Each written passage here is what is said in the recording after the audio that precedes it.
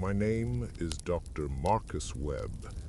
I'm 67 years old now, retired since 2015, though retirement feels like a word that doesn't quite fit what I do with my days. For 42 years, I worked as a medical examiner. Started at Bellevue Hospital in New York City back in 1973, when the city felt like it was bleeding from every corner. Later, I moved to the LA County Coroner's Office, where the sun was brighter, but the darkness ran just as deep. Over those decades, I've stood over bodies that made headlines, mysterious celebrity deaths, victims of serial killers, people who fell to epidemics we didn't yet understand. I watched forensic medicine evolve from rudimentary guesswork to something approaching science, though it never lost its need for intuition, for that ability to read what the dead are trying to tell you. I've opened thousands of bodies. I've held hearts that stopped beating for reasons both obvious and obscure. But nothing, absolutely nothing, in those 42 years prepared me for the autumn afternoon when they wheeled my daughter Emma into my old autopsy suite. The fluorescent lights hummed the same pitch they always had. The stainless steel table gleamed with that cold, professional indifference I'd relied on my entire career. The air smelled of disinfectant and something else, something I had never noticed before, a metallic sweetness that seemed to coat the back of my throat. My hands, which had stayed steady through the most gruesome examinations, trembled as I stood in the hallway outside the suite. Through the small window in the door, I could see the black body bag on the gurney, the shape of her inside it unmistakable to me. A father knows the outline of his child, even through vinyl and death. They told me I didn't have to do this. The chief medical examiner, a man I'd trained 15 years earlier, put his hand on my shoulder with a grip that felt both supportive and restraining. Marcus, let someone else handle this. You've earned the right to just be her father right now. But that's exactly why I had to be the one, because I was her father. Because the preliminary reports from the accident scene weren't sitting right with me, weren't matching the neat story everyone seemed so eager to accept. Because Emma called me 3 days before the crash, and her voice had that particular quality I'd learned to recognize in my work, the sound of someone who knows they're in danger but doesn't know how to say it out loud. The bag's zipper made a sound like tearing fabric as I pulled it down, and there she was, my Emma. 34 years old, though she looked younger in death. The worry lines that had etched themselves around her eyes over the past few years somehow smoothed away. Her dark hair was matted with dried blood on one side, and there was a laceration across her forehead that probably bled dramatically, but wasn't what killed her. Her skin had that waxy quality the dead get after several hours, a paleness that seemed to erase her entirely. I'd seen this transformation countless times, but seeing it in her face, the face I'd kissed goodnight for 18 years, the face that had smiled at me across birthday cakes and Christmas mornings, made something crack open inside my chest that I didn't know could break. But I was also a medical examiner, and medical examiners don't cry during autopsies. We observe, we document, we find the truth that bodies tell when voices can't. So I swallowed whatever was rising in my throat, pulled on my gloves with hands that had finally stopped shaking, and began the external examination of my daughter's corpse, knowing with absolute certainty that before this day ended, I would discover she hadn't died in any accident at all. Emma had always been a bright child, unnaturally bright, The kind of kid who asked questions that made adults uncomfortable because they revealed how little we actually understood about the world we'd built. She had been small as a girl, almost delicate, with these enormous eyes that seemed to take in everything and forget nothing. She read constantly, devoured books like they contained secrets to a better universe than the one we inhabited. When she was 12, she told me she wanted to be a lawyer, not the corporate kind, but the kind who defended people who couldn't defend themselves. I believed her. Emma had that quality of certainty, that ability to set her jaw and make you understand that she had already decided her future and nothing would divert her from it. But life has a way of taking our certainties and grinding them into something unrecognizable. It started at high school, so gradually that we didn't notice until it had already metastasized into something darker. Emma began gaining weight. Not dramatically at first, just the normal changes of adolescence, but then it continued. By her senior year, she'd gone from that delicate girl to someone who moved through the world with visible discomfort, her body betraying whatever image she held of herself. Her mother, my ex-wife Linda, tried everything. Diets, exercise programs, therapists who specialized in teenage issues. But Emma seemed to retreat further into herself with each intervention, as if the attention to her body made her want to disappear into it even more. College was supposed to be her first start. She went to UC Berkeley, got away from the watchful eyes of family, and for the first year she seemed to thrive. Her phone calls home were full of enthusiasm about her classes, her professors, the activism she was getting involved with. But sophomore year, something shifted. The calls became less frequent, and when she did call, her voice had that particular quality I'd learned to recognize in my work, the sound of someone who knows they're in danger, but doesn't know how to say it out loud. She graduated, barely, with a degree in general studies that she seemed almost embarrassed to have earned. The job market wasn't kind to her. She worked a series of positions that seemed designed to chip away at whatever remained of her self-esteem. Administrative assistant at a real estate firm where her boss made comments about her appearance. Customer service representative at a call center where metrics determined your worth as a human being. Temp work that paid barely enough to cover rent in a studio apartment in a part of LA where the walls were so thin she could hear her neighbors' arguments and intimate moments in equal detail. And through it all, her weight continued to climb. By the time she was 30, Emma was significantly obese, carrying probably 150 pounds on a frame that had once been so small. I watched it happen with the clinical detachment of a medical professional who understood the health implications and the helpless grief of a father who didn't know how to reach his daughter anymore. She avoided mirrors. She wore clothes that were designed to hide rather than fit. She moved through the world like someone apologizing for taking up space, her shoulders perpetually hunched, her eyes rarely meeting anyone's gaze directly. The psychological toll was devastating.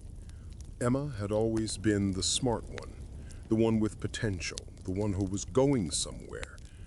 Now she was in her 30s, working jobs that required no degree at all, living paycheck to paycheck in a city that seemed designed to remind people of their failures. She stopped dating after a series of humiliations she hinted at but never fully described. She became increasingly isolated, her social media presence fading to nothing, her friendships atrophying from neglect. I tried to help. God knows I tried. I offered to pay for therapy, for a nutritionist, for gym membership, for anything that might give her a foothold when climbing out of whatever pit she'd fallen into. But Emma had developed a particular kind of pride about her situation, a fierce insistence that she would handle things herself, that she didn't need saving. "I'm fine, Dad," became her mantra, said with a brightness that was so obviously false it made my chest ache. "Everything's fine." But everything wasn't fine. I could hear it in the silences between her words during our increasingly rare phone calls. I could see it in her eyes on the even rarer occasions when she agreed to meet me for dinner, how they dart around the restaurant as if cataloging everyone's judgment of her. She had developed this habit of touching her body, her stomach, her thighs, her arms, in a way that seemed both protective and punishing, as if she needed to constantly remind herself of her own physical reality. The financial pressure was crushing her. Los Angeles is an expensive city even when you're thriving. When you're barely surviving, it becomes a kind of slow torture. Emma's rent ate up more than half her income from whatever job she was working that month. Utilities, food, transportation, it all added up to a math problem with no solution. She borrowed money from me occasionally, always promising to pay it back, always carrying that shame in her voice that made me hate myself for making her feel like she had to ask. I gave it freely, never expected repayment, but I knew it was just a temporary patch on a wound that went much deeper than finances. Her workplace situations grew increasingly dire. She'd taken a job at a marketing firm, entry-level despite her age and degree, and her boss was a woman in her late 20s who seemed to take particular pleasure in undermining Emma. Little comments about professionalism that were really comments about appearance. Assignments given with impossible deadlines, then criticism when they weren't completed perfectly. A kind of systematic emotional erosion that Emma endured because she needed the paycheck, because she'd already burned through so many jobs that her resume was starting to look like evidence of instability rather than bad luck. She told me once during a dinner where she'd had 2 glasses of wine more than usual about a meeting where her boss had asked her to attend a client presentation. Emma had dressed in her best professional outfit, a black suit that she had spent money she didn't have on, and felt almost confident walking into the conference room. But then her boss had pulled her aside beforehand and suggested, in a voice that was all concern and cruelty, that maybe Emma should sit in the back, that the firm wanted to present a certain image, that it was nothing personal, but maybe this particular client meeting wasn't the best fit for Emma's skill set. Emma understood exactly what she meant. She sat in the back. She stayed quiet. She went home that night and cried so hard she threw up, though I didn't hear that part. I could just hear it in the way her voice broke when she tried to laugh it off. The humiliations piled up like unpaid bills, a date from an app who took one look at her photos versus reality and made an excuse about a family emergency within 10 minutes. A job interview where the hiring manager's eyes had traveled down her body with such obvious assessment that she stopped mid-sentence and forgotten what she was saying. A doctor's appointment where the physician had barely examined her before launching into a lecture about diet and exercise, as if Emma hadn't heard it all 1,000 times before, as if shame was a cure for anything. She stopped going out unless absolutely necessary. Her world contracted to her tiny apartment, her miserable job, and the delivery services that brought food to her door. She gained more weight. The cycle fed itself. Depression leading to isolation, leading to eating, leading to more depression. I watched it happen with the helplessness of someone observing a car crash in slow motion, knowing the impact is coming, but unable to stop it. There were moments when I thought she might be pulling out of it, little flickers of the old Emma, the one with dreams and determination. She'd mentioned wanting to go back to school or start a blog or try some new initiative that would change everything. But these moments of hope were increasingly brief, snuffed out by the reality of her situation, by exhaustion, by the sheer weight of trying to exist in a body and life that felt like punishment. I began to dread her phone calls, not because I didn't want to hear from her, but because each conversation confirmed that she was sinking deeper into a place I couldn't reach. And the worst part, the part that kept me up some nights staring at my ceiling, was that I'd spent 42 years understanding death and had no idea how to help someone who was dying by degrees, who was disappearing into themselves while still walking around, breathing and talking and going through the motions of life. Then came the call I mentioned earlier, 3 days before the crash. Emma's voice had a quality I'd never heard before. Not quite fear, but something adjacent to it. Urgency, maybe.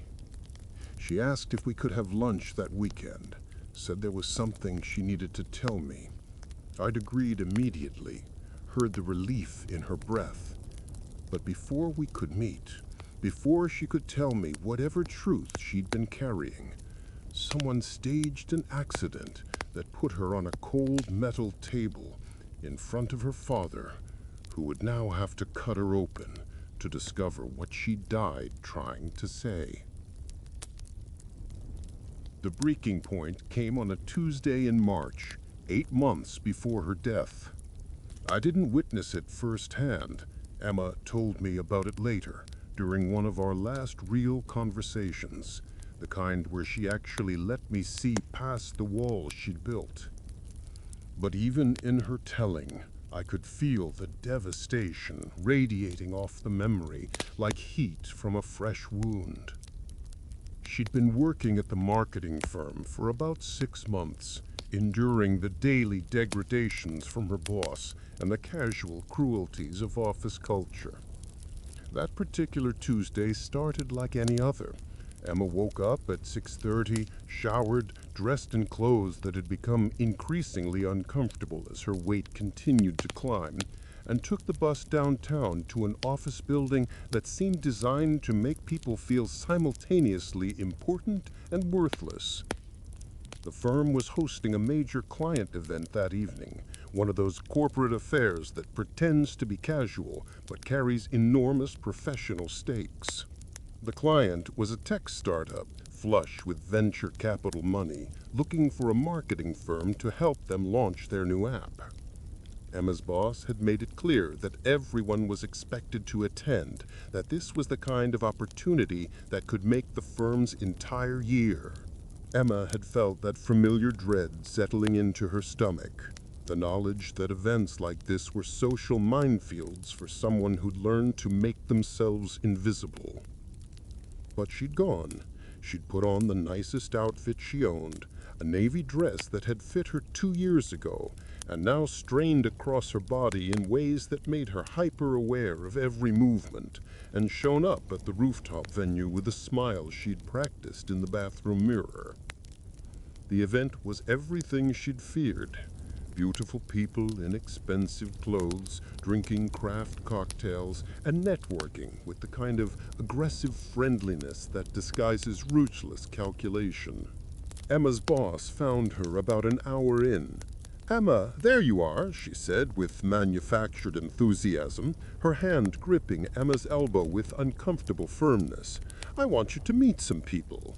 She led Emma toward a group near the bar, the client's executive team, 3 men in their 30s who had that particular Silicon Valley quality of thinking they were changing the world by monetizing human attention. The introductions were fine, professional, unremarkable. Emma shook hands, smiled, made the appropriate noises of interest as they described their app.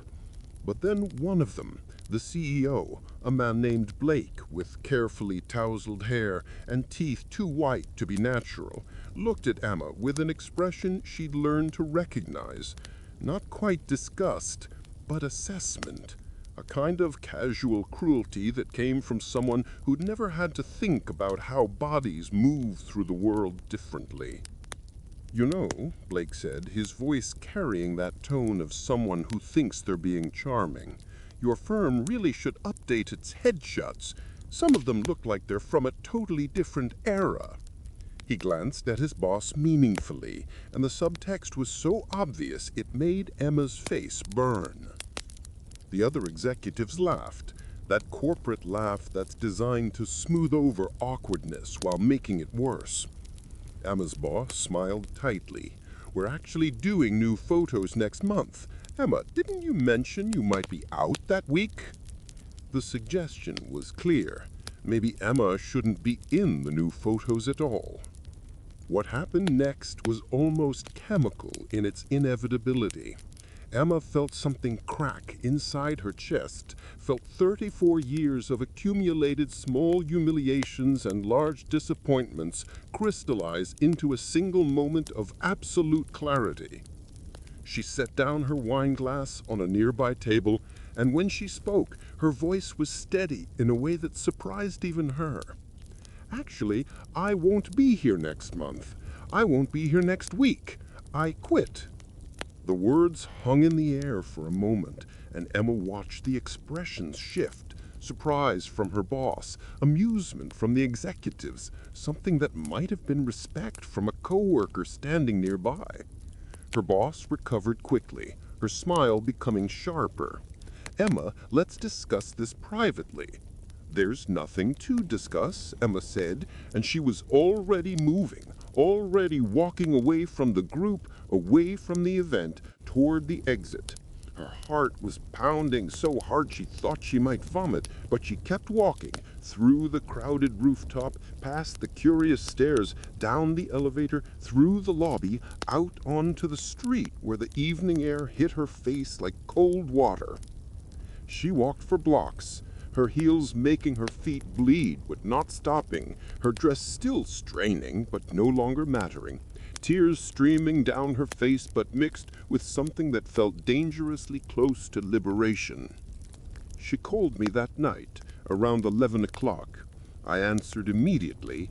Late calls from Emma always sent a spike of fear through me, and heard her voice thick with tears. "Dad, I did something really stupid." I listened as she told me about the event, about quitting, about the panic that was currently squeezing her chest so hard she couldn't breathe properly. I told her what fathers tell their daughters in these moments, that it would be okay, that we'd figure it out, that sometimes pride is worth more than a paycheck. But I could hear that she didn't believe me, and honestly, I wasn't sure I believed myself. "I don't know how to do this anymore," she said quietly. "I don't know how to keep pretending I'm okay when everything feels like it's falling apart."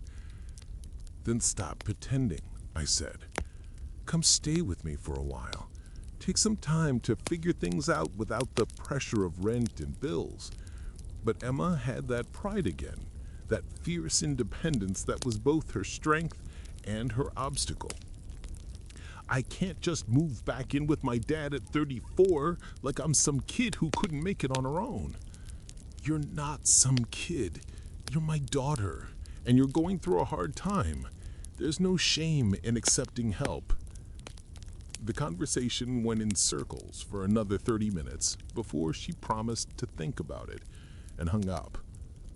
I sat in my own bed afterward, staring at the phone, feeling that particular helplessness of loving someone you can't save from themselves. What I didn't know then was that Emma had already started researching something during that conversation. Even as she talked to me, she'd been scrolling through websites on her laptop, looking at before and after photos, reading testimonials, calculating costs. The breaking point hadn't been an ending. It had been a door opening to something she'd been considering for months, but had been too afraid to walk through. 3 days later, she called again. Her voice was different this time. Still scared, but with an undercurrent of determination that reminded me of the 12-year-old who decided to become a lawyer. "Dad, I need to tell you something, and I need you not to try to talk me out of it." My stomach tightened. "What is it?" "I'm getting weight loss surgery. Gastric bypass. I've already had the consultation, and I'm scheduled for the procedure in 6 weeks." The silence on my end must have lasted too long because she jumped in before I could respond. I know what you're thinking, that it's drastic, that I should try other things first, that surgery is dangerous, but I've tried everything else, Dad. For 20 years I've tried, and I'm not living like this anymore. I can't. I wanted to tell her about the complications I'd seen in my years examining bodies. Surgical errors, infections, blood clots that traveled from the legs to the lungs and killed people in their sleep. I wanted to tell her that changing her body wouldn't change the systems and people that had made her feel worthless. But I also heard something in her voice that I hadn't heard in years. Hope. Desperate, terrifying hope, but hope nonetheless. "Where are you having it done?" I asked finally. "Private clinic in Santa Monica. The surgeon's name is Dr. Reeves. He's supposed to be one of the best." "I want to meet him first. Before you do this, I want to talk to the surgeon myself." Emma exhaled, relieved I wasn't fighting her harder. "Okay, I'll set it up." The meeting with Dr. Reeves happened 2 weeks later at his clinic, a sleek facility that felt more like a spa than a medical office. Reeves himself was in his 50s, well-groomed in that way that suggested both competence and expense. We sat in his office, me, Emma, and the surgeon, while he walked us through the procedure with the practiced ease of someone who'd given this speech hundreds of times. "Gastric bypass is a tool," he explained, his hands gesturing to anatomical diagrams on his computer screen. "It reduces the size of the stomach and reroutes the small intestine, which limits how much food can be consumed and how many calories are absorbed. But it requires commitment, dietary changes, lifestyle modifications, ongoing follow-up care." "What are the risks?" I asked, my medical examiner brain cataloging possibilities. "As with any surgery, there are risks. Infection, bleeding, blood clots, adverse reactions to anesthesia. Long-term risks include nutritional deficiencies if patients don't take their supplements, and about 2 to 3% of patients experience complications requiring additional surgery. But the success rate for patients who follow the protocol is very high. Significant weight loss, improvement in obesity-related health conditions, enhanced quality of life." Enhanced quality of life. The phrase hung in the air, and I watched Emma's face as she absorbed it. She wanted so badly to believe that cutting open her stomach and rearranging her insides would give her a life worth living again. I asked more questions about Reeves' experience, his complication rates, his follow-up procedures. He answered everything with professional confidence, though I noticed he never quite made eye contact with Emma herself, addressing most of his responses to me as if I were the decision-maker. It bothered me, but I told myself I was being oversensitive. Emma had the surgery 6 weeks later, on a Thursday morning in May. I drove her to the clinic at 5 a.m., her small overnight bag in the back seat, her hands fidgeting with her phone the entire drive. She hadn't eaten anything since the previous afternoon, and I could tell she was both scared and resolved. "I'm proud of you," I told her, as we sat in the parking lot before going inside. "Do you think it's going to work? Do you think I can actually do this?" I wanted to promise her that everything would be perfect, that in a year she'd be thin and happy and all the pain would have been worth it. But I was a medical examiner, trained in the reality of bodies and their limitations. "I think you're one of the strongest people I've ever known, and I think that whatever happens, you're not going to go through it alone." She squeezed my hand, and then we went inside, where they prepared her for the surgery that was supposed to save her life, but instead set her on a path toward the cold metal table, where she'd end up 8 months later, where I discovered that the weight loss surgery wasn't what killed her. Something far more sinister had done that, but it had made her vulnerable to whoever decided she needed to die. The first few weeks after the surgery were brutal. Emma stayed with me during her recovery, despite her earlier insistence about independence. She was in pain, constantly nauseated, struggling to adjust to a stomach that could now only hold a few ounces of liquid at a time. I watched her suffer through it with a kind of grim determination, forcing down protein shakes that made her want to vomit, walking laps around my neighborhood even when she could barely stand, religiously tracking everything she consumed in an app on her phone. But slowly, almost imperceptibly at first, things began to change. The weight started coming off.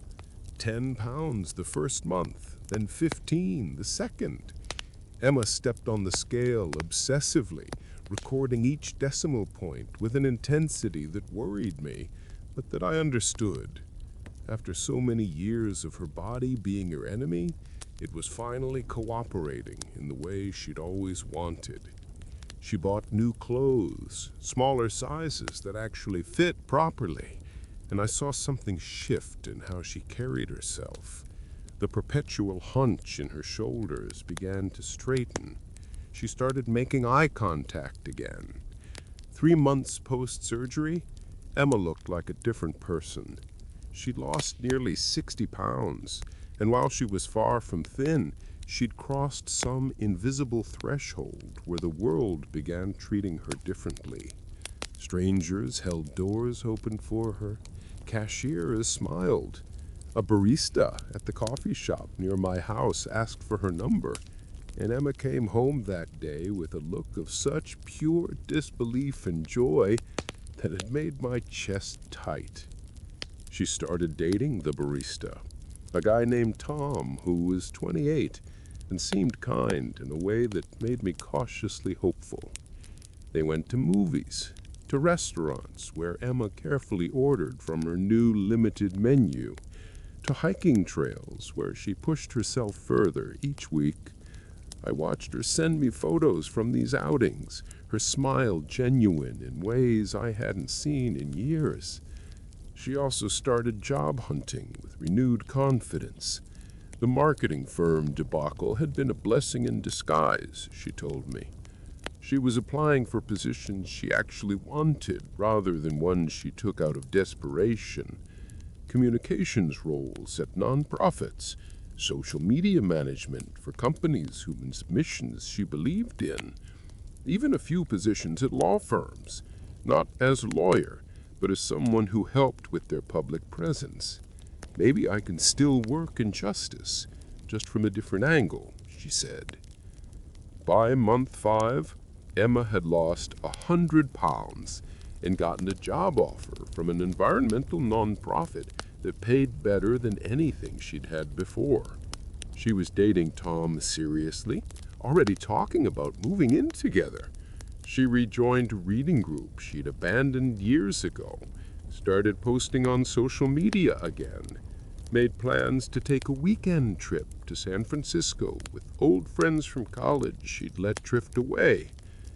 I feel like I'm finally living, she told me over dinner one evening, her eyes bright with something that looked dangerously close to happiness, like the last decade was just waiting, and now everything's starting. I wanted to believe her. God, I wanted to believe that the surgery had been the answer, that she'd found a way through to the other side of whatever darkness had consumed her 20s and early 30s. But I'd spent 42 years learning that bodies and lives are complicated, that solutions often create new problems, and that trauma doesn't disappear just because the circumstances change. There were signs, small ones, that not everything was as perfect as Emma wanted to believe. She'd become obsessive about her diet in ways that seemed excessive, even given the surgical requirements. She weighed and measured everything, kept detailed logs, and spiraled into anxiety if she thought she'd eaten too much. The scale still governed her mood. A pound lost was euphoria. A pound gained was devastation. Her relationship with Tom had an intensity that felt more like desperation than love. She texted him constantly, needed immediate responses, panicked if he didn't react to something the way she expected. I met him a few times, and he seemed like a genuinely decent guy, but I could see the strain of Emma's need weighing on him. The way he'd get this careful expression when she asked him questions that were really requests for reassurance. And there was something else, something I couldn't quite identify.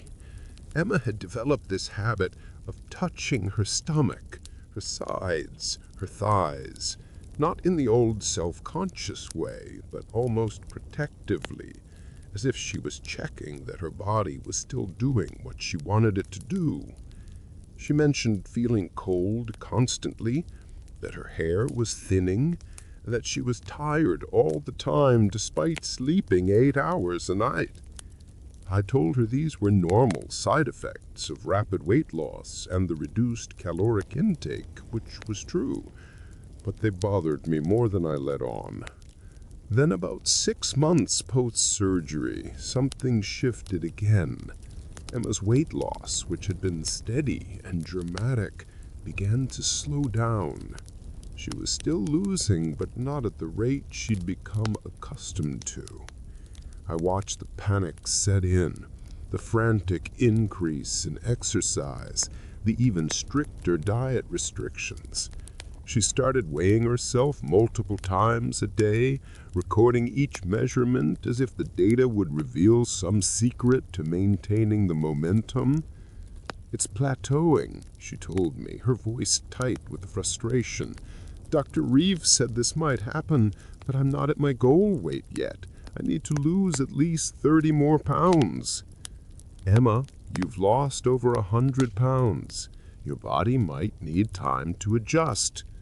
Or I'm doing something wrong. Maybe I'm eating too much or not exercising enough, or..." "You're doing everything right. Sometimes bodies just don't follow a linear path." But she didn't believe me. I could see her spiraling into that old pattern of self-blame, of thinking that any failure was evidence of some fundamental flaw in her character, rather than just the normal, messy reality of being human. It was around this time that she first mentioned Dr. Reeves' follow-up program.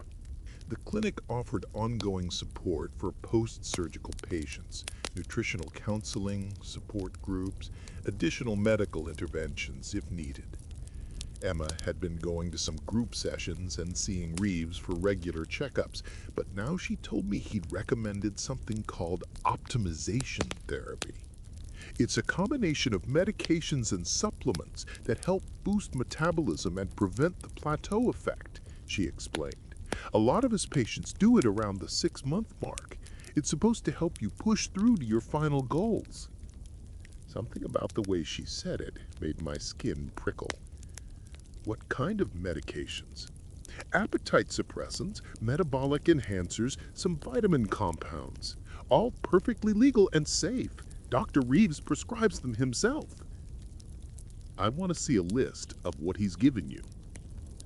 Emma's expression closed off. Dad, I'm not a child. I'm an adult making informed decisions about my health care. I know that, but I'm also a doctor, and I want to make sure you're not taking anything that could interact badly or cause problems. She promised to share the list, but never did. Over the next few weeks, I noticed changes in her that were subtle but concerning. She seemed more agitated, talked faster, had trouble sitting still. Her hands would shake sometimes, and she developed a habit of grinding her teeth that made her jaw visibly tense. When I asked about it, she brushed it off as stress from the new job, from adjusting to her changed life, from the normal chaos of existence. But it wasn't normal. I knew it wasn't normal. I'd seen enough people on various substances over my decades examining bodies to recognize the signs, even if I couldn't yet identify the specific substance. I tried to talk to her about it, but Emma had developed an almost religious devotion to Dr. Reeves and his program. He was the one who'd given her a new life. He understood her in ways nobody else did. He was helping her become the person she was always meant to be. The more she talked about him, the more uncomfortable I became. It wasn't anything specific, just an accumulation of small details that didn't quite sit right. The way she described their appointments, long sessions where he'd talk to her not just about diet and exercise, but about her psychology, her goals, her entire life philosophy. The way the clinic always had seemed to have new treatments and programs to suggest, each with additional costs not covered by insurance. The way Emma had become financially dependent on this relationship, spending money she didn't really have on supplements and medications and specialized meal plans. I should have pushed harder. I should have demanded to see exactly what she was taking, should have called Reeves myself, should have made more noise about my concerns. But Emma was an adult, and she seemed happier than she'd been in years, and I told myself I was being overprotective, that my medical examiner's brain was seeing danger where there was just normal health care. Her relationship with Tom ended around month 7. He broke up with her over dinner at a restaurant, and Emma called me from the parking lot afterward, sobbing so hard I could barely understand her words. The breakup wasn't dramatic. He just said that things were moving too fast, that he cared about her, but wasn't ready for the level of intensity she needed, that he thought he should focus on herself for a while. All of which was probably true and said as kindly as it could be said, but it shattered Emma nonetheless. I knew it wouldn't last. I knew once he really got to know me, he'd realize I'm not worth it. That's not what happened, Em. Sometimes relationships just don't work out. It's not about your worth. Yes, it is. It's always about my worth. Even thin, even with a good job, even trying as hard as I can, I'm still not enough. I'm still just the fat girl pretending to be normal. I drove to her apartment and held her while she cried, and I felt that old helplessness settling over me like a familiar coat. The surgery had changed her body, but not the voice in her head that told her she was fundamentally unlovable. Maybe that voice would always be there, no matter how much weight she lost or how many external markers of success she achieved. After the breakup, Emma threw herself even harder into the optimization program. She was at the clinic constantly, sometimes multiple times a week, coming back with new pills, new injections, new protocols. Her weight loss accelerated again, 10 pounds in 2 weeks, then 8 more, but she looked increasingly unwell. Dark circles under her eyes, skin that had lost its elasticity from the rapid weight loss, now hanging on her frame in ways that made her look older than 34. A tremor in her hands that she couldn't quite hide. "I'm going to my goal weight," she told me with a fierce determination. "I'm going to prove that I can do this, that I can be the person I'm supposed to be." Emma, you're already that person. You don't need to prove anything. Yes, I do. I need to prove it to myself. It was 2 weeks before her death that she called me with that urgency in her voice, asking to have lunch, saying there was something she needed to tell me. I agreed immediately, heard the relief in her breath, felt a spike of hope that maybe she was finally ready to talk about whatever was really going on with her and Reeves's optimization clinic, and what they'd been doing to patients who trusted them with their desperate hope for transformation.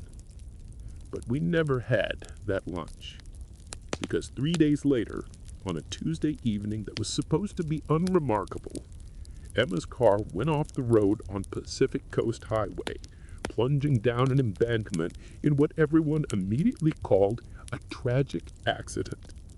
Single vehicle collision, no witnesses, speculation about fatigue or distraction, or just the dangerous curves of that highway cleaning another victim.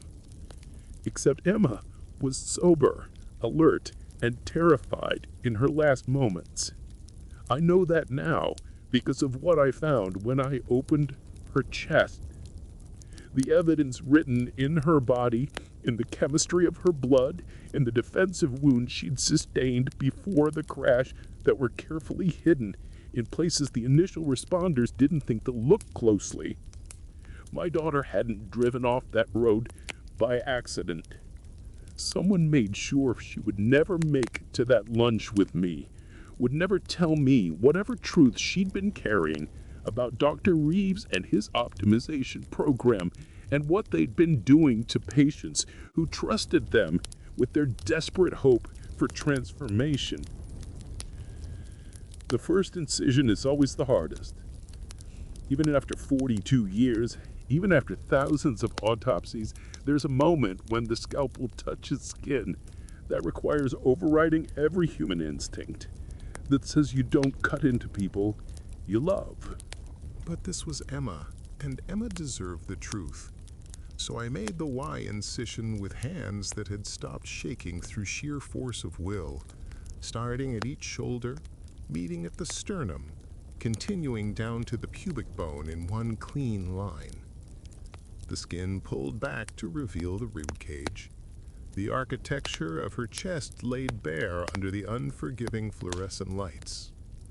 I took my time with the rib cutters, making clean cuts through the cartilage that connected each rib to the sternum, the sound of it sharp and final in the quiet of the autopsy suite.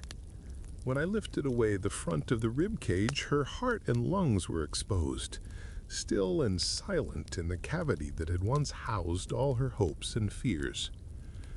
The heart looked normal at first glance.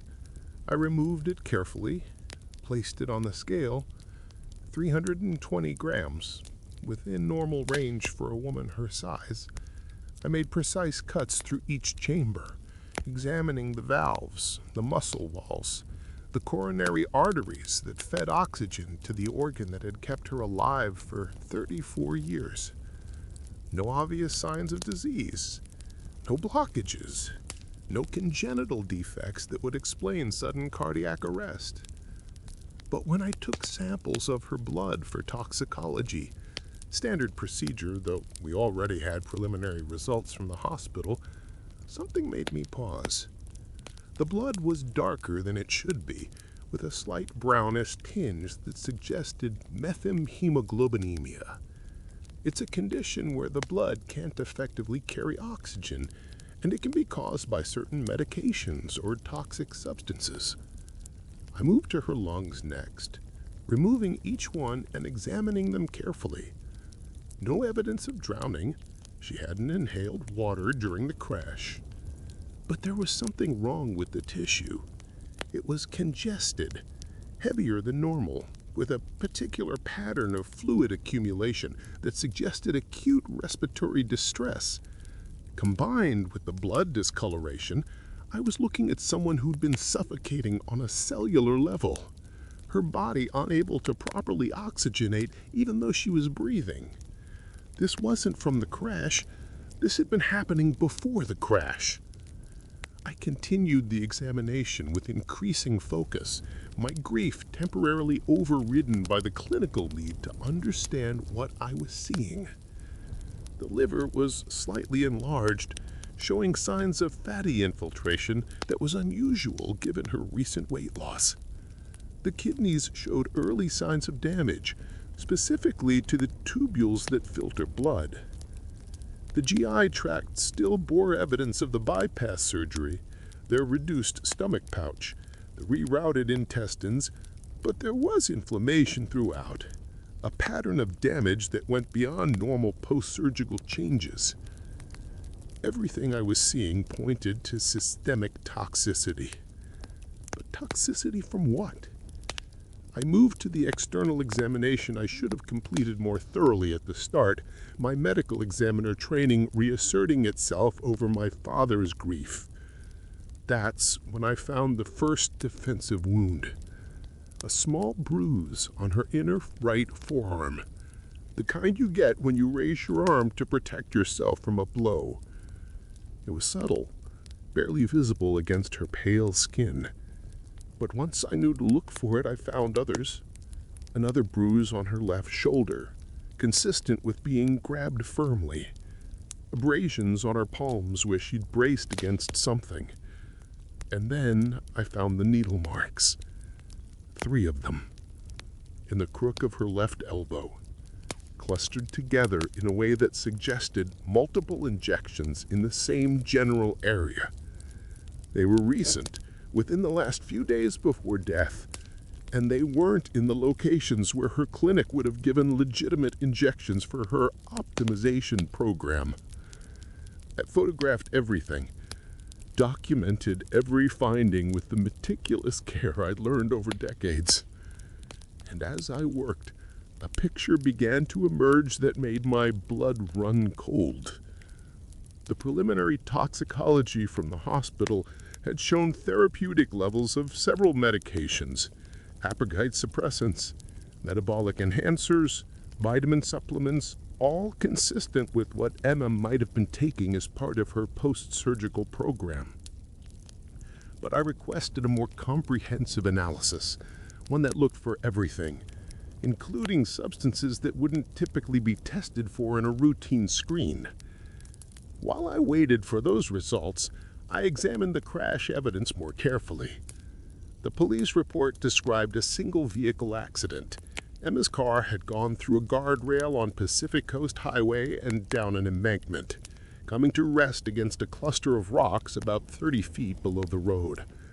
Significant damage to the vehicle, consistent with the impact. No skid marks on the road suggesting she'd tried to brake. Initial assumption was that she'd fallen asleep or been distracted, missed the curve, and gone straight through. But the positioning of her body in the vehicle bothered me. She'd been found slumped forward against the deployed airbag. Her seatbelt was still fastened. The airbag had deployed on impact, which was correct.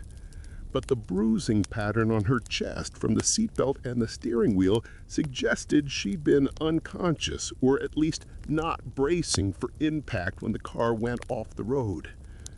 A conscious driver instinctively tries to grab the wheel, turn away from danger. Their body tenses in preparation. Emma's body was relaxed, suggesting she was already incapacitated when the crash occurred. I looked at her hands again under magnification. The abrasions on her palms weren't from the crash. They were older, at least several hours old, with early signs of healing that the crash injuries didn't show. She'd fought someone before getting in that car. The comprehensive toxicology results came back 2 days later, and they confirmed what I'd begun to suspect. In addition to the therapeutic medications, Emma's blood showed toxic levels of nitrites, specifically high concentrations of sodium nitrite. It's a compound used in food preservation, but in concentrated form, it's highly toxic. It causes methemhemoglobinemia, exactly what I saw in her blood. It leads to tissue hypoxia, respiratory distress, confusion, and eventually loss of consciousness. Someone poisoned my daughter, deliberately, with a substance that would cause her to become disoriented and lose consciousness, perfectly timed to happen while she was driving on one of the most dangerous stretches of road in Los Angeles. I stood in the empty autopsy suite with the comprehensive toxicology report in my hands and let myself feel the grief I'd been holding back for 3 days. My daughter hadn't died in an accident. Someone murdered her and staged it to look like she'd simply lost control of her vehicle on a curved road.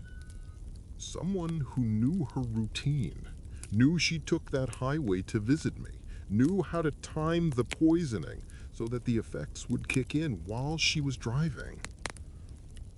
I thought about that phone call, about the urgency in her voice when she said she needed to tell me something. I thought about Dr. Reeves and his optimization program, about the clinic that seemed to have an endless supply of new treatments to sell, about the way Emma had become increasingly dependent on whatever they were giving her. I thought about those fresh needle marks in her arm, the ones that didn't match the injection sites her clinic would have used. And I thought about the fact that Emma had scheduled our lunch for the weekend, but someone had made sure she never made it there. Someone who knew what she was going to tell me. Someone who had access to her medications, to her trust. I picked up the phone and called the detective assigned to Emma's case. This wasn't an accident, I told him. My daughter was murdered, and I can prove it. The investigation that followed would take months. It would uncover a conspiracy of medical fraud and patient abuse that stretched across multiple states.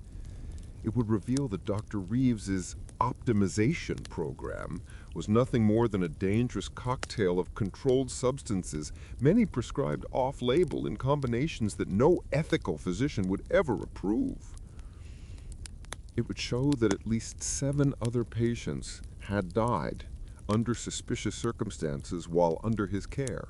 Their deaths all ruled accidents or natural causes because nobody had looked closely enough. But that would come later. For now, I stood over my daughter's body, having completed the autopsy that would change everything. And I made her a promise. I would find out exactly what happened. I would make sure everyone involved was held accountable, and I would tell her story. Because Emma had been trying to warn me, had been trying to expose the truth, and someone had killed her to keep her quiet. As I prepared to close the incision, to sew my daughter back together one final time, I noticed something I'd almost missed. A small piece of paper tucked into the inner pocket of her jacket. The jacket she'd been wearing when she crashed.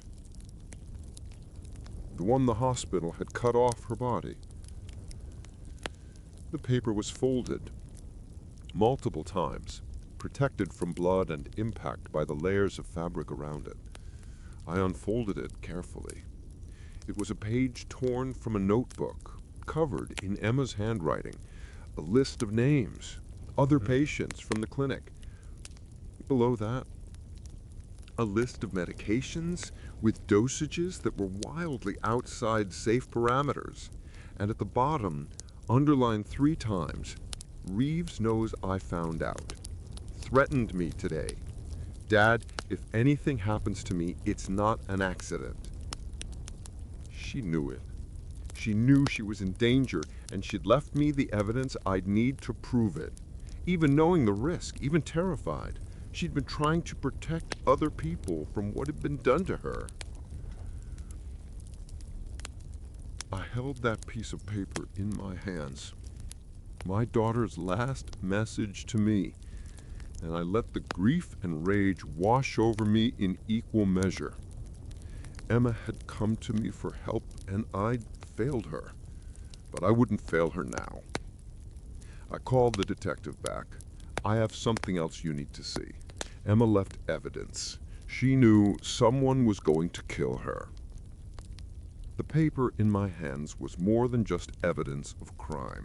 It was proof that my daughter, despite everything she'd been through, despite all the ways the world had tried to break her spirit, had been brave. She'd been strong. She'd been exactly the person she'd always wanted to be. Someone who fought for justice, someone who protected others, someone who wouldn't stay silent when she saw wrong being done. She'd just been fighting monsters who wore the disguise of caregivers, who preyed on people desperate enough to put their trust in someone who promised transformation. And it had cost her everything.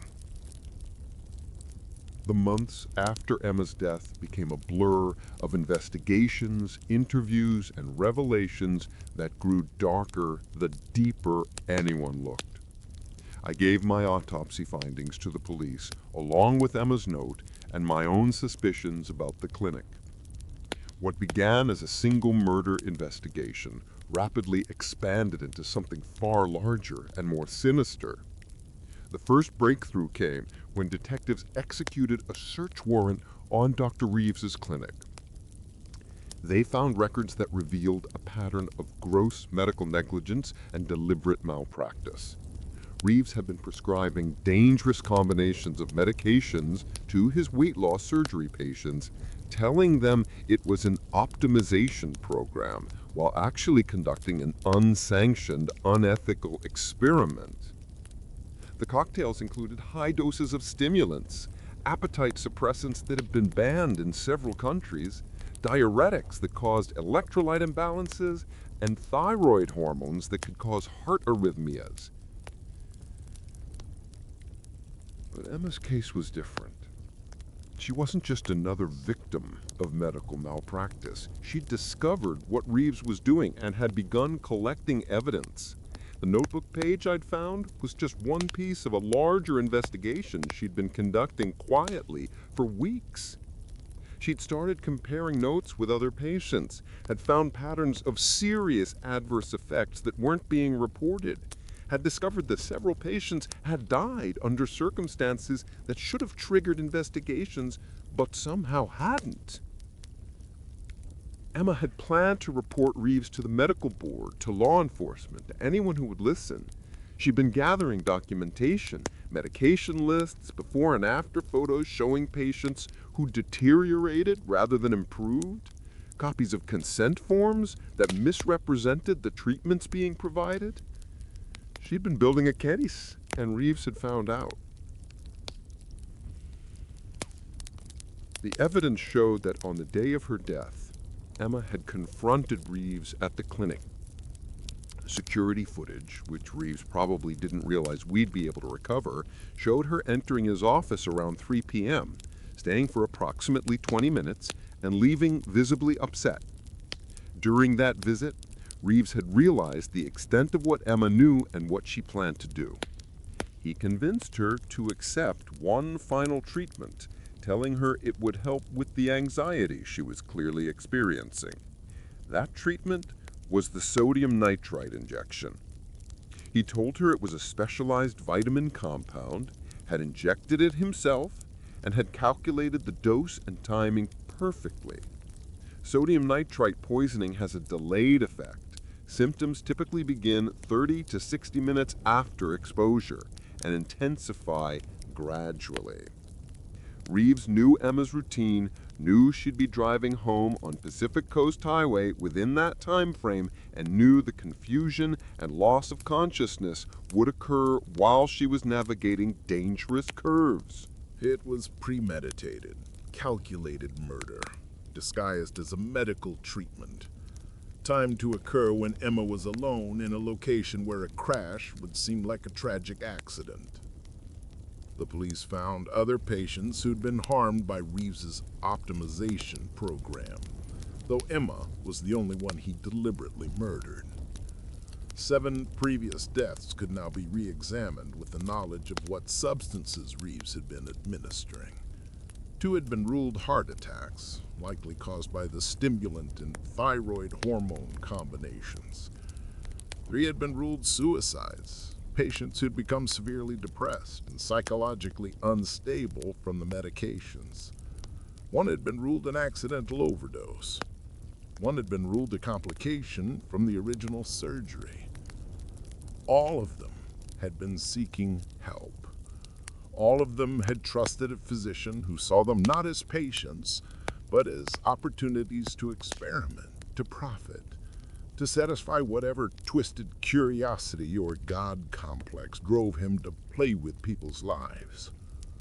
Dr. Reeves was arrested 4 weeks after Emma's death. The evidence was overwhelming. The toxicology findings, the security footage, the clinic records showing he'd ordered large quantities of sodium nitrite for no legitimate medical purpose.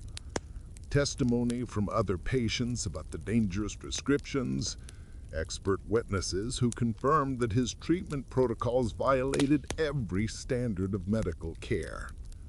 He was charged with first-degree murder in Emma's death, 7 counts of involuntary manslaughter for the other patients, dozens of counts of medical fraud, practicing medicine outside the scope of his license, and a litany of other charges. The trial lasted 3 months. I attended every day of it, sitting in the courtroom and watching the man who'd killed my daughter try to defend the indefensible. Reeves's defense argued that Emma's death was indeed an accident, that the sodium nitrite had been administered by mistake, that he'd been trying to help her, not harm her. They painted Emma as psychologically unstable, suggested she might have injected herself, tried to turn her weight struggles and history of depression into evidence that she'd staged her own death. But the prosecution had Emma's note.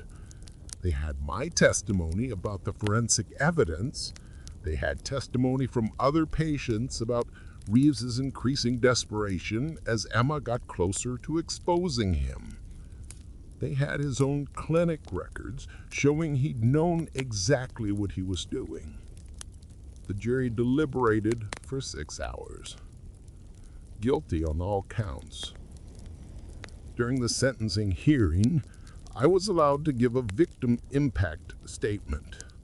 I stood at that podium and looked at Reeves, this man who'd presented himself as a healer, who'd taken advantage of people at their most vulnerable, who'd killed my daughter to cover up his crimes, and I told him exactly who Emma had been. My daughter was brave, I said, my voice steady despite the tears streaming down my face. She was smarter than you. She was more ethical than you. She saw through your lies, and she was willing to risk everything to protect other people from being hurt the way she'd been hurt. You didn't kill her because she was weak or unstable or any of the other things your lawyers tried to claim. You killed her because she was strong enough to stand up to you, and you couldn't tolerate that. Reeves got life in prison without possibility of parole. His medical license was permanently revoked. The clinic was shut down. Civil lawsuits from dozens of patients and families would eventually bankrupt his entire operation, though no amount of money could undo the damage he'd caused. But the justice system's resolution didn't bring Emma back. It didn't change the fact that she'd spent her final months being systematically poisoned by someone she trusted. It didn't erase the years of suffering that had led her to that clinic in the first place, the social systems and cultural attitudes that had made her feel like her worth as a human being was tied to the number on a scale. I retired from my retirement after Emma's death, if that makes sense. I'd been mostly living quietly since leaving the coroner's office in 2015, occasionally consulting on cases, but generally enjoying my freedom from the daily exposure to death. But after what happened to Emma, I couldn't just sit still. I began working with the medical board, reviewing cases of potential medical malpractice, specifically looking for patterns of abuse in weight loss clinics and bariatric surgery practices. The industry, I discovered, is rife with practitioners who see desperate patients as profit centers rather than people. Not all of them are murderers like Reeves, but many of them operate in ethical gray areas, making promises they can't keep, prescribing medications off-label without proper oversight, prioritizing revenue over patient safety. I also started speaking publicly about Emma's case, not just about her murder, but about the larger context of what had led her to Reeves's clinic, about the lifetime of judgment and discrimination she'd faced because of her weight, about how our culture's obsession with thinness creates a vulnerability that predatory practitioners exploit, about how we fail people by treating weight as a moral failing rather than a complex medical and psychological issue. Some people didn't want to hear it. They wanted Emma's story to be simple. That doctor murdered patient, justice served. But Emma's story was never simple. Yes, Reeves killed her, but he was able to kill her because she'd been wounded by thousands of smaller cruelties first, because she'd been made to feel like her body was wrong and shameful, because she'd been desperate enough to put herself into the hands of someone who saw that desperation as an opportunity. I started a foundation in Emma's name, providing funding for mental health services for people struggling with weight and body image, supporting research into ethical weight management approaches, and advocating for stronger oversight of bariatric surgery practices. It doesn't bring her back, but it channels my grief into something that might prevent other families from experiencing what I've experienced. I also kept Emma's notebook, the one where she'd been documenting Reeves's crimes. Every few months, I'd take it out and read through her handwriting, seeing the progression of her investigation, the way her concern for other patients overcame her fear for herself. That was always who Emma was, underneath all the pain and struggle. Someone who cared more about protecting others than about protecting herself. The last entry in the notebook is dated 2 days before her death. It says, "Told Dad I need to talk to him this weekend. So scared but can't keep quiet anymore. These people need to be stopped.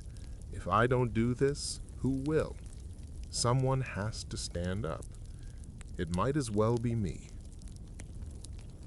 She'd been terrified, but she'd been planning to stand up anyway. That's not weakness. That's not instability. That's courage in its purest form, being afraid and doing the right thing regardless. I think about the lunch we were supposed to have that weekend, about what she would have told me, about how I might have protected her if she'd had the chance to warn me directly instead of leaving evidence for me to find after she was gone. The what-ifs haunt me more than the nightmares about the autopsy itself. But I also think about the patients who didn't die, because Emma's evidence shot down Reeves's operation before he could harm them. I think about the reforms that have been implemented in California's medical oversight system, partially in response to her case. I think about the people who've reached out to me after hearing her story, telling me it gave them courage to speak up about their own medical concerns, to question practitioners who weren't treating them ethically, to demand better care.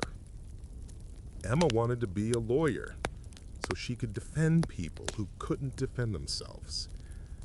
She didn't end up taking that path, but in the end, she defended dozens of people by exposing Reeves, even though it cost her life. She achieved what she had always dreamed of, just not in the way any of us expected. I'm sitting in my study now, late evening, the kind of quiet that settles over a house when you live alone and have lived alone long enough that the silence feels more like presence than absence. Emma's photograph is on the desk in front of me. Not one from her heavy years when she avoided cameras, but one from about month 5 of her weight loss, when she was feeling genuinely hopeful. She's smiling in it, actually smiling, her eyes bright with possibility. I keep both versions of her in my memory. The struggling Emma who carried so much pain, the transforming Emma who thought she'd found a way out, and the brave Emma who risked everything to protect people she'd never met from a predator in a white coat. People ask me sometimes how I managed to perform an autopsy on my own daughter, how I kept my composure enough to find the evidence that exposed her murder. The truth is, I didn't keep my composure.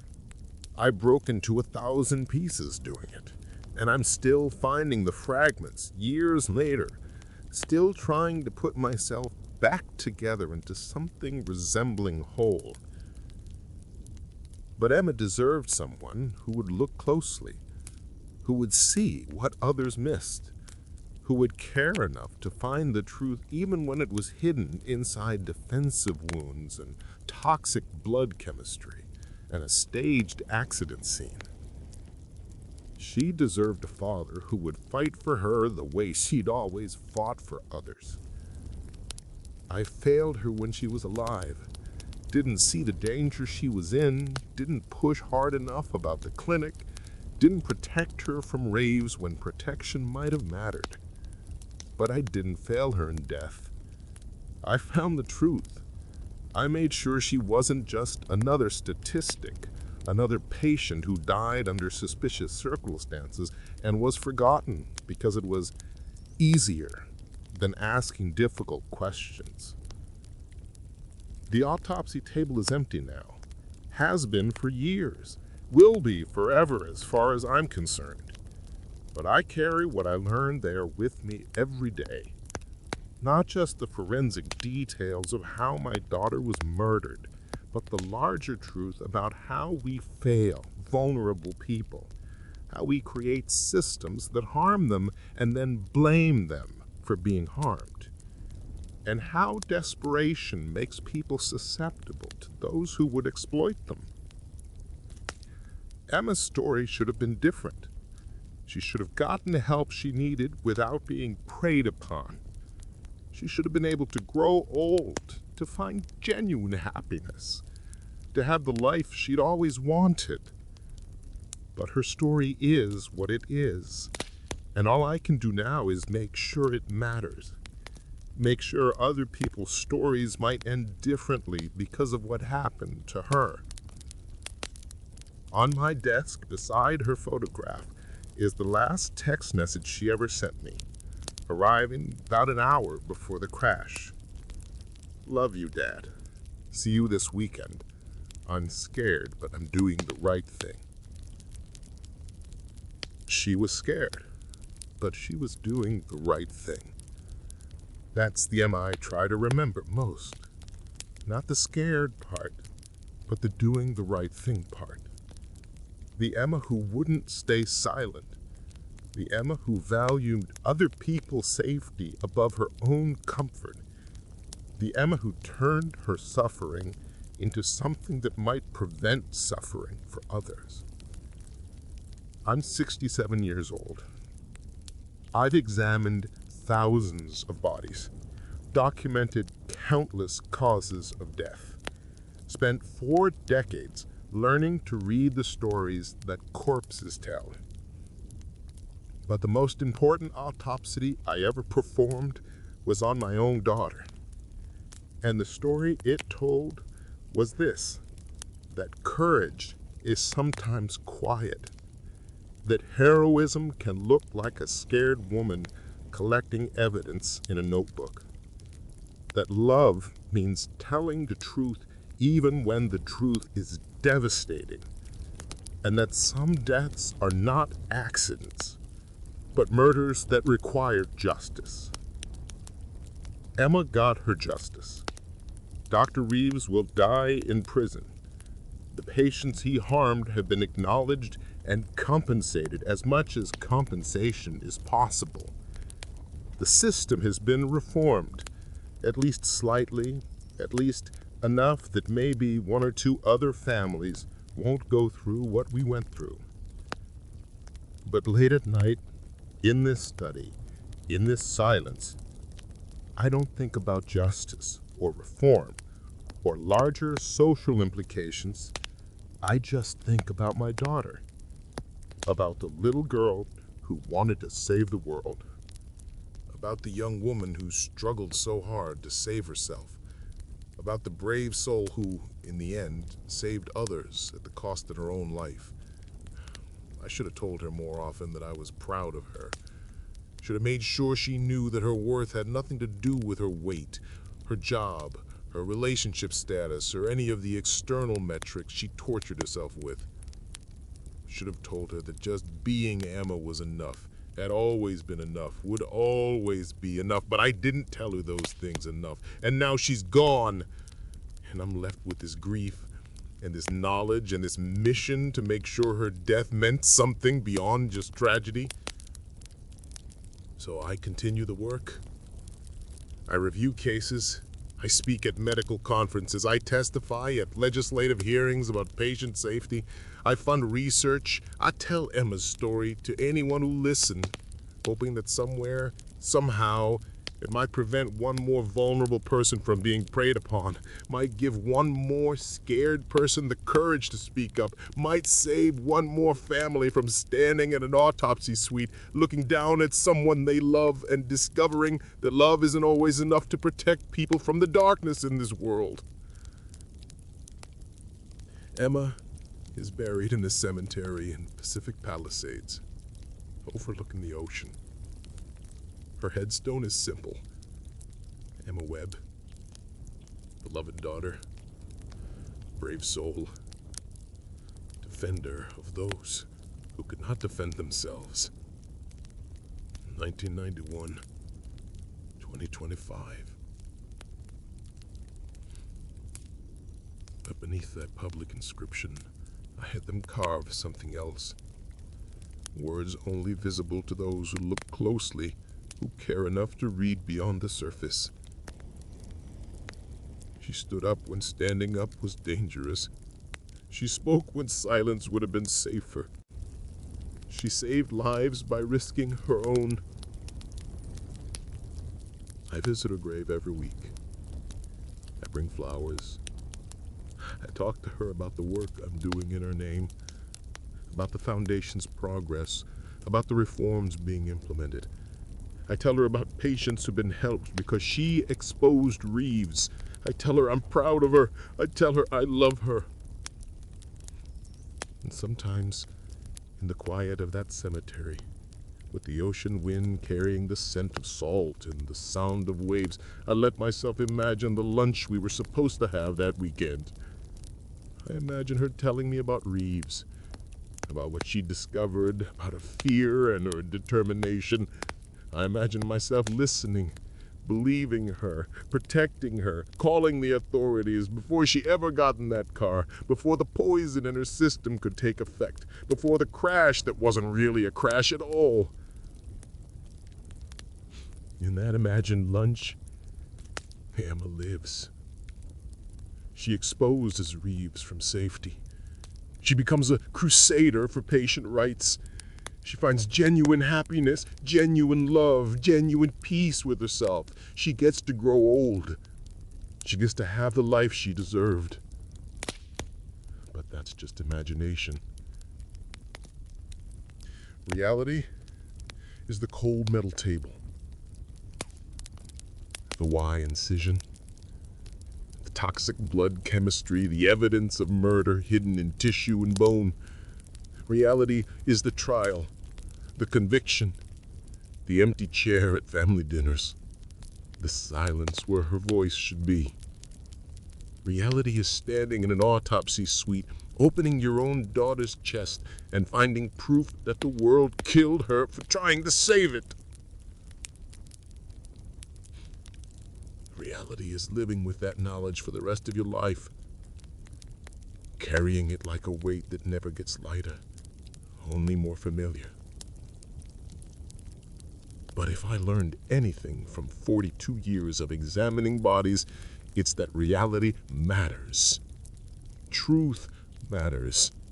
Evidence matters, even when the truth is unbearable, even when the evidence breaks your heart, even when reality is something you'd give anything to change. It still matters more than comfortable lies. Emma knew that. It's why she collected evidence even when she was terrified. It's why she left me that note in her jacket pocket. It's why she was planning to meet me that weekend, to tell me everything, even though she knew how dangerous it was. She was her father's daughter in that way. She believed in truth. She believed in evidence. She believed that some things matter more than safety, more than comfort, more than the easy path. And because she believed those things, because she acted on those beliefs, other people are alive today who might not be.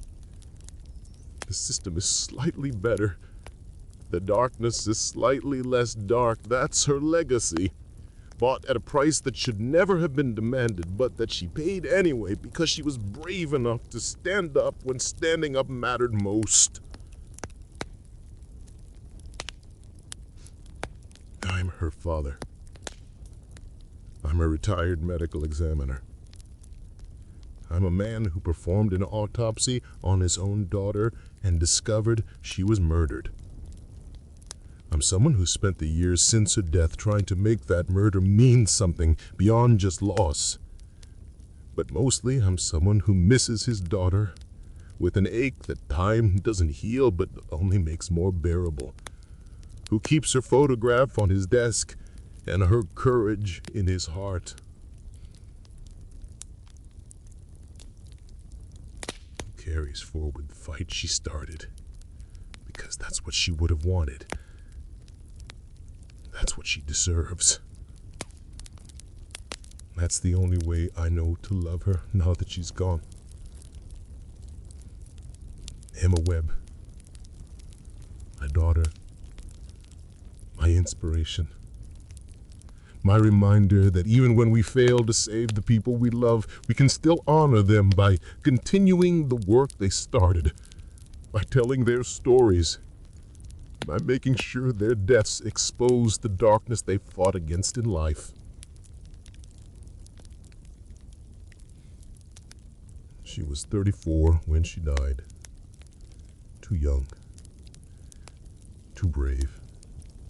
Too determined to let others suffer the way she had suffered.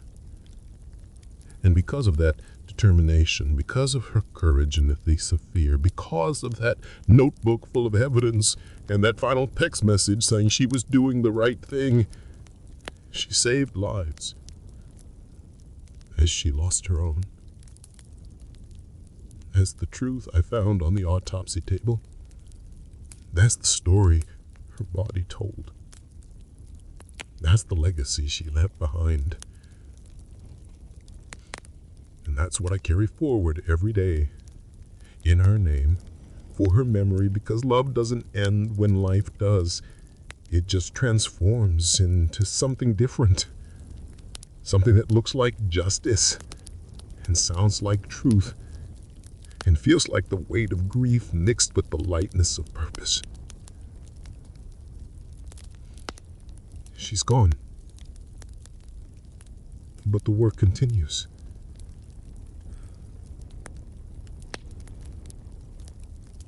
The fight continues. The hope that maybe somehow her death will prevent others continues. Because that's what Emma would have wanted. And honoring what she would have wanted is the only thing I can still do for her now.